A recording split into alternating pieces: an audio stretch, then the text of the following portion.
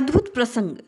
भक्त के प्रेम के वशीभूत होकर उसकी रक्षा के लिए जब भगवान गोविंद ने, गोपाल ने तोप से गोले दागना आरंभ कर दिया, अपनी भक्त की रक्षा के लिए एक सैनिक बन बैठे।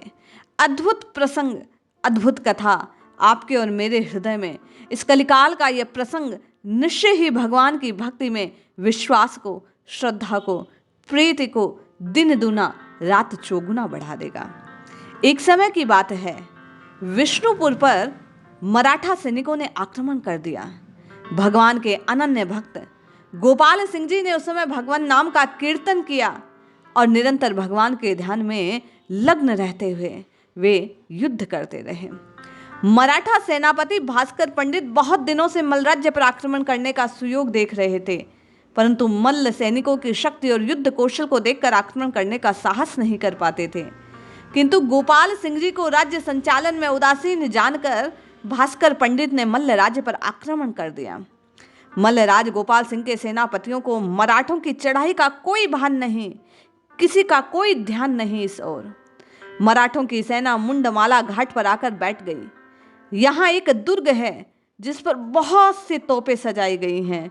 पुरानी व्यवस्था के अनुसार मल्ल राज्य पर पैर रखने से पूर्व शत्रुओं को इसी दुर्ग पर अधिकार करना पड़ता था। या तो पराजय स्वीकार करे या इस युद्ध को जीते। मराठा सैनिक मुर्शिदाबाद, ढाका और मल्ल राज्य के अनेक ग्रामों को लूटकर विष्णुपुर की ओर, इस किले की ओर आ गए। दोपहर का समय, सेनापति के आदेश से सैनिक इधर उधर दुर्ग में अपने कार्य कर रहे थे। किसी का कोई ध्यान नहीं। चारों ओर दुर्ग पर तोपें सजी हैं, जिन्हें देखकर मराठा सैनिक भयभीत हो गए। मराठा सेनापति भास्कर पंडित ने सौभाग्य जाना और देखा कि सैनिक व्यस्त हैं। वे आगे बढ़ने लगे। दुर्ग के एक सैनिक ने यहां वहां विचरण करते हुए उन मराठा सैनिकों को देख लिया और दुर्ग का तोप चालक तोपें चलाने लगा। तोपों की आवाज से अन्य सैनिक भी दौड़ आए, तोप दागने लगे, तोपों के मुंह से गोले बरसने लगे, मराठा सैनिक मरने लगे। 15 सैनिक थे मात्र उस समय दुर्ग पर। तोपों को, गोलों को अपना लक्ष्य भेद न करते हुए देखकर वे गोलियां चलाने लगे और मराठा सैनिक मरने लगे। इधर उधर सेनापति को सूचना के लिए सैनिक दौड़ने लगे। तत्काल राजा गोपाल सिंह जी को मराठा सेनापति भास्कर पंडित के आक्रमण की सूचना दी गई। एक टुकड़ी मुंडमाला घाट पर पहुंचाई गई। भयंकर युद्ध छिड़ गया। मल्ल सेना संख्या में कम थी पर प्राणपण से लड़ने लगी। मराठा सैनिक बहुत अधिक मर भी रहे थे, किंतु अंत में उन्होंने दुर्ग पर अधिकार करने के लिए मल्ल सेना धीरे धीरे दरबार से हटने लगी।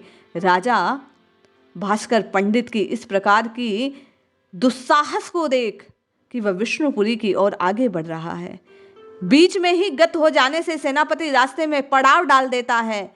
विष्णुपुर में जहां फौजदारी और दीवानी अदालत है, वहीं उसने छावनी बना डाली।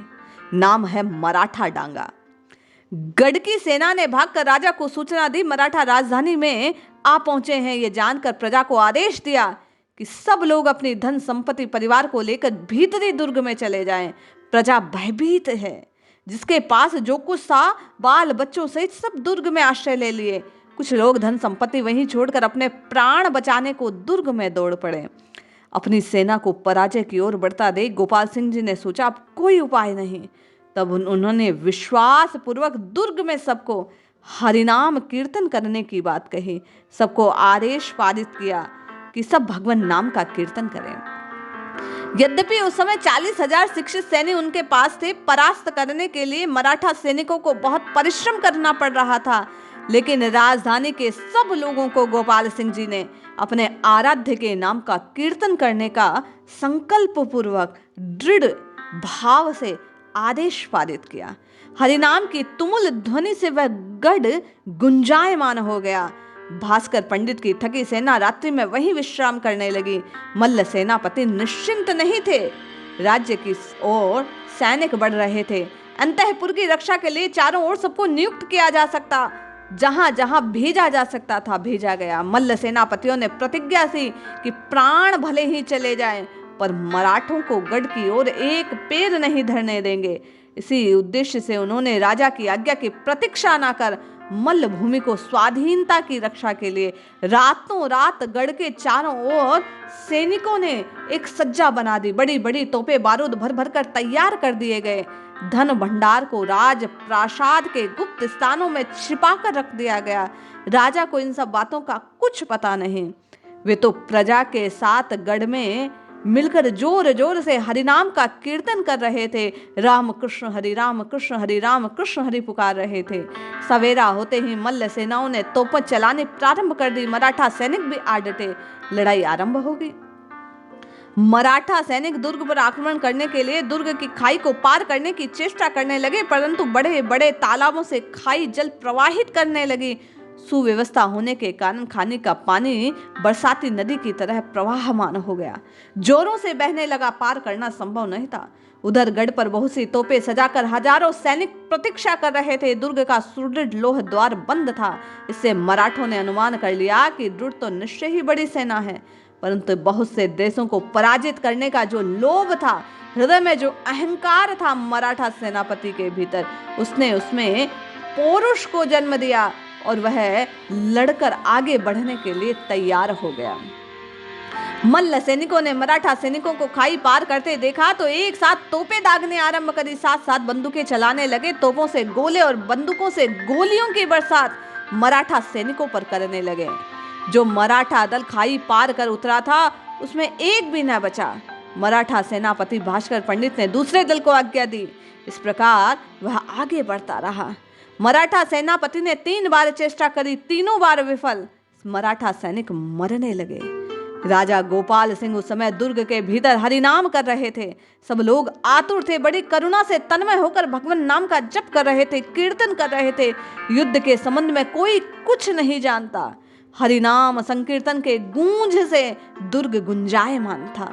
दुर्ग में प्रजा के समय डरते डरते बीत रहे थे। लोग तोप बंदूकों की आवाज सुन सुनकर भयभीत हो रहे थे। युद्ध का क्या परिणाम है कोई नहीं जानता। सच्ची आर्त भक्ति का मानो आज मूर्तिमान प्रवाह स्वरूप उस गढ़ में बह रहा था। सच्ची पुकार प्रार्थना का परिणाम था। सहज दयालु करुणा समुद्र का करुणामय हृदय उमड़ पड़ा और उन्होंने कार्य आरंभ कर दिया। युद्ध करते करते दोनों ओर की सेनाएं थक गई थी। मराठा सैनिक पार करने का परिश्रम करते जंगल में चले गए। मल्ल सेना तोपों में बारूद भरने लगी। नए नए सैनिकों के दल दुर्ग में आने लगे। अचानक आश्चर्यचकित करने वाला मल्ल सैनिकों ने देखा कि एक अश्वारोही राजप्रसाद से निकलकर बड़े जोर से दुर्ग की ओर दौड़ा आ रहा है। घोड़े की खुल की धूल चारों ओर। घुड़सवार इतने वेग से आ रहा है कि वह कौन है अच्छी तरह दिखलाई नहीं पड़ता। सहसा दल मादल तोपें गरजने लगी। थोड़ी देर बाद देखा गया कि जंगल में जहां मराठे विश्राम कर रहे थे वहां दल मादल तोपें गोले वर्षा की असंख्य बूंदों की भांति गिर रही है। इसके फलस्वरूप असंख्य मराठे सैनिक मौत के शिकार हो रहे हैं। देखते देखते भास्कर पंडित की आधी सेना तत्काल समाप्त हो गई। कोई उपाय न देखकर मराठा सेनापति ने पराजय स्वीकार की। शेष सेना को लेकर धीरे धीरे पीछे हटने लगा। सुयोग देखकर मल्ल सैनिक दुर्ग से निकल आए। मराठा सैनिकों के पीछे आक्रमण करते हुए वेग से चलने लगे। मराठों की सेना भंग। सैनिकों ने जहां रास्ता मिला वहां भागकर प्राण बचाए। मराठा सेनापति भास्कर पंडित कुछ सैनिकों को लेकर वन में छिप गए, परंतु जंगल का रास्ता नहीं खोज सके। बहुत दिनों तक घूम फिरकर छिपे छिपे वे मेदिनीपुर जिले से चंद्रकोना की तरफ भाग गए। इस प्रकार मल्ल भूमि के सैनिकों ने दूषित मराठों का गर्व चूर्ण कर दिया। दल मादल तोपों के चलाने के संबंध में सबका यह कहना है कि स्वयं प्रभु मदन मोहन जी ही उस समय वे तोपें बरसा रहे थे। वे घुड़सवार कोई और नहीं, साक्षात स्वयं गोविंद थे। राजा की प्रार्थना से संतुष्ट होकर राजधानी विष्णुपुर को शत्रुओं से उद्धार करने के लिए स्वयं गोविंद पधारे थे। वही तोपें चला रहे थे, मराठों को हराकर भगा रहे थे। मल्ल सैनिकों के आनंद की कोई सीमा नहीं रही। उस घुड़सवार को देखकर राजधानी विष्णुपुर के रास्ते सैनिक स्वच्छंद टहलने लगे। राजधानी की प्रजा सैनिकों को उपहार देने लगी। भगवान की भक्त वत्सलता, हरिनाम की ध्वनि से रीझे वे गोविंद आज भक्तों की रक्षा करने के लिए जब स्वयं तोपें चलाने लगते हैं, गोले बरसाने लगते हैं, इस बात को सबने अपने हृदय में सुनकर धारण कर आनंद मनाया। ऐसा अद्भुत प्रभाव है भगवान की भक्ति का। जो कोई इनको प्रेम से, श्रद्धा से, विश्वास से जिस घड़ी बुलाता है, भगवान उसकी रक्षा को वहीं उपस्थित हो जाते हैं। हम आप भी इस घटना को श्रवण कर, इस सत्य कथा को अपने हृदय में स्थापित कर, भगवान की प्रेम से, श्रद्धा से, भक्ति पूर्वक पुकार लगाएं। निश्चित कष्टों से आप और मैं पार हो जाएंगे।